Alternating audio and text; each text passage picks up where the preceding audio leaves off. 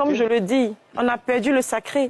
Aujourd'hui, quand tu es habillé correctement, on trouve que tu n'es pas hiéré. Tu fais vieille fille. Il faut mettre les seins dehors, les cuisses dehors. Mais un homme, c'est vrai. Vous allez voir, tous les hommes qui aiment se balader avec les filles dénudées, là, leurs femmes se couvrent à la maison. Ils n'emmènent pas ce genre de femmes à la maison. Quand ils osent passer le pas. Parce que la femme, c'est quelque chose, c'est précieux. L'homme aime avoir sa femme pour lui seul. Un homme peut tout pardonner à une femme. Une femme même peut aller jusqu'à se bagarrer avec la maman d'un homme. Il va trouver des excuses à son épouse. Non, maman, tu sais, elle était dans sa mauvaise période, elle avait ses hormones. Mais je ne sais pas s'il y a des hommes qui pardonnent l'infidélité.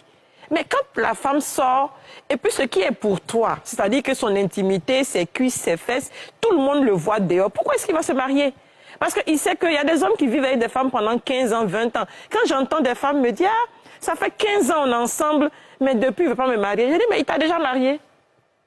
Pendant 15 ans, il te nourrit, il te loge, il t'habille. Tu veux qu'il fasse quoi encore? Tu veux qu'il prenne de l'argent encore pour aller dépenser pour quelque chose qu'il a déjà?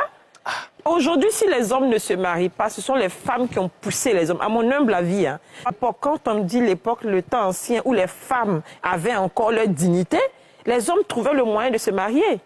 Les hommes trouvaient le moyen de se marier. Et les parents savaient que s'ils gardaient leurs filles, ben, elles allaient rester des vieilles filles entre les mains. Donc quand un homme se présentait, on essayait quand même d'arrondir les angles, trouver le juste milieu, permettre au monsieur, avec le peu de moyens qu'il a, de se marier. Aujourd'hui, le mariage est devenu un élément du m'as-tu vu. C'est ça. Qui se marie le mieux? C'est-à-dire que comment on peut aller mettre... Je n'ai jamais compris pourquoi on pouvait mettre des milliers, des centaines de milliers de francs dans une robe qu'on va porter une seule fois. Et bizarrement, on laisse toutes les charges à l'homme.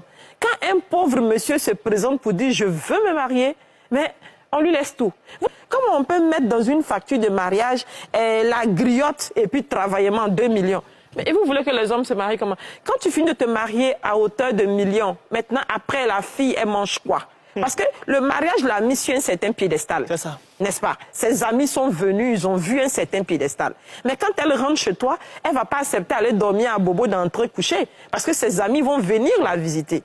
Vous voyez, le regard de l'autre aujourd'hui nous a emmenés vers la perdition. On perd l'essentiel, on perd la consistance même du mariage. C'est la raison pour laquelle il y a beaucoup de divorces. Il y a peu de mariages et beaucoup de divorces. Parce qu'on ne fait pas la part des choses. Et à 80%, la faute vient des femmes. Même si ce n'est pas les femmes à marier, les mamans des femmes à marier, nous sommes responsables. Et tant qu'on ne va pas reconnaître notre part d'erreur, on ne peut pas en vouloir aux hommes. Un homme, quand il vient chez lui, il veut trouver la nourriture pour manger. Aujourd'hui, un homme célibataire, il embauche une nounou, il a sa nourriture bien faite. Un homme, il veut avoir de l'intimité. Parce qu'un homme, il a de l'énergie en lui, il faut qu'il fasse sortir l'énergie avec l'acte sexuel. Mais aujourd'hui, là, on a les femmes à gogo, comme on dit. Un homme peut inviter 2 jeunes filles dans son lit, ça gêne ni l'un ni l'autre.